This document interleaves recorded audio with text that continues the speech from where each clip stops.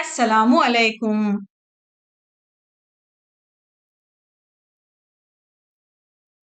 پیارے بچوں، آج ہم سیکھیں گے ماحول کا مطالعہ، تیسری جماعت،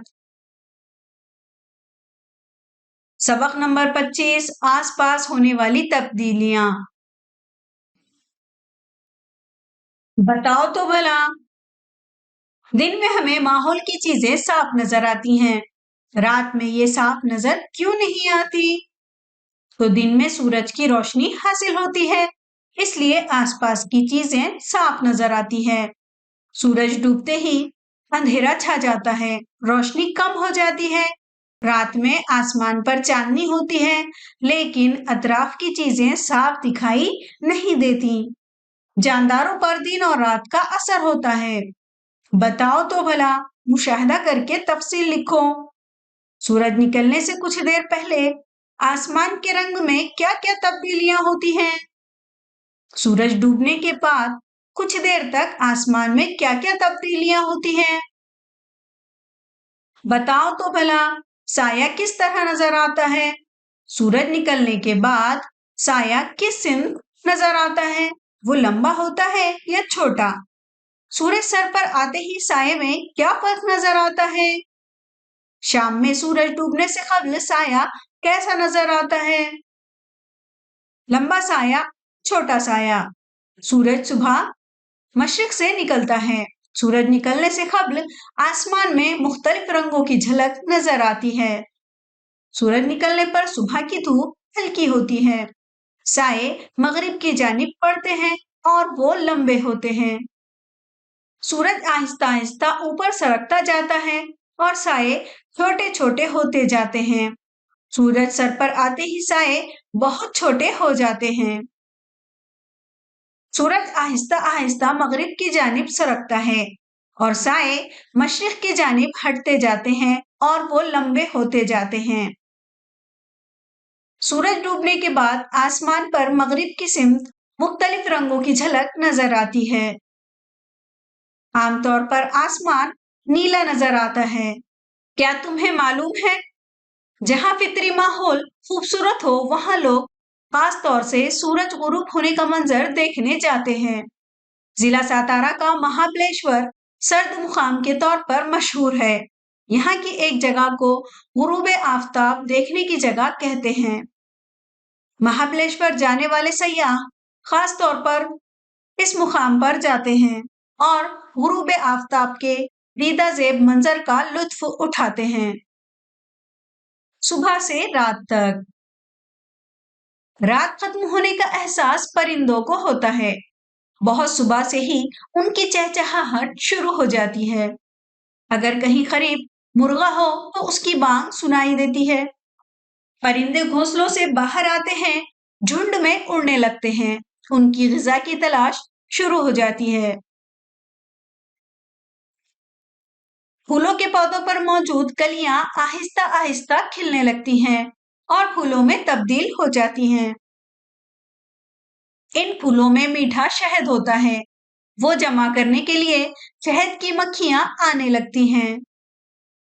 تتلیاں، بھنورے اور دوسرے کیڑے پھولوں کے اطراف منڈلانا شروع کرتے ہیں۔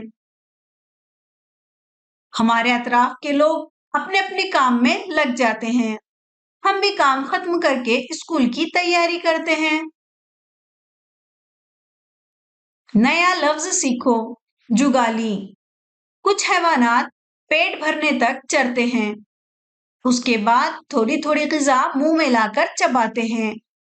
یہ چبائی ہوئی غذا دوبارہ نگلتے ہیں، اس عمل کو جگالی کہتے ہیں۔ جگالی کرنے سے ان حیوانات میں غذا ٹھیک طرح ہضم ہوتی ہے۔ گائے، بھینس وغیرہ جگالی کرتے ہیں۔ شب گرد، شب بیدار۔ کچھ جاندار دن بھر آرام کرتے ہیں اور رات کو غذا کی تلاش میں باہر نکلتے ہیں۔ ایسے جاندار شب گرد یا شب بیدار کہلاتے ہیں۔ چرواہے گائے بھینس کو چرانے کے لیے لے جاتے ہیں۔ پیٹ بھرنے پر یہ جانور سکون کی جگہ بیٹھ جاتے ہیں اور جگالی کرنے لگتے ہیں۔ شام ہونے پر جانور کوٹھے پر واپس جاتے ہیں۔ परिंदों के झुंड घोंसलों की जानिब आते हैं। तुम स्कूल से वापस आते हो, लेकिन कुछ शबे गर्द जानदार सूरज गुरूब होने के बाद ग़िज़ा की तलाश में बाहर निकलते हैं। पतिंगे, झींगर, टिड्डे और जुगनू इन जानदार में शामिल हैं। शेर, चमगादड़, उल्लू भी शबे गर्द जानवर हैं। रात रानी, गुले शबू जैसे कुछ फूल भी रात में खिलते हैं। चांद की शक्लें। चांद के तुलू होने का वक्त रोजाना मुख्तलिफ होता है। रोजाना एक मखसूस वक्त पर चांद को देखें तो वो हर रोज आसमान में अलग अलग नजर आता है। इसकी शक्ल भी रोज बदलती है। जिस दिन चांद गोल और चमकदार नजर आता है उस दिन को पूनम कहते हैं। उसके बाद 15 दिन तक चांद का रोशन हिस्सा कम कम होता जाता है। 15वें दिन चांद नजर नहीं आता, उस दिन को अमावस कहते हैं। अमावस के बाद 15 दिन तक चांद का रोशन हिस्सा बढ़ता जाता है और अगले पूनम को वो फिर से गोल और रोशन हो जाता है।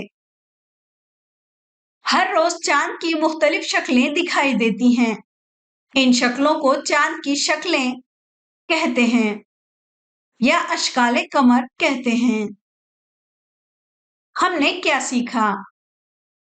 सूरज निकलते ही उजाला होता है, यानी दिन निकलता है। सूरज डूबते ही अंधेरा होता है, यानी रात होती है। सूरज मशरिक से निकलता है और मगरिब में डूबता है। सुबह साए मगरिब की जानिब होते हैं और लंबे होते हैं। सूरज सर पर आते ही साए बहुत छोटे हो जाते हैं। शाम में साए दोबारा लंबे हो जाते हैं और मशरिक की जानिब होते हैं। जानदारों की जिंदगी दिन और रात से जुड़ी होती है। चांद की शक्ल और निकलने का वक्त रोजाना बदलता है। चांद की जो नई नई शक्लें नजर आती हैं उन्हें चांद की शक्लें कहते हैं। जिस दिन चांद गोल नजर आता है उस दिन पूनम होती है। जिस दिन चांद आसमान में नजर नहीं आता उस दिन अमावस होती है।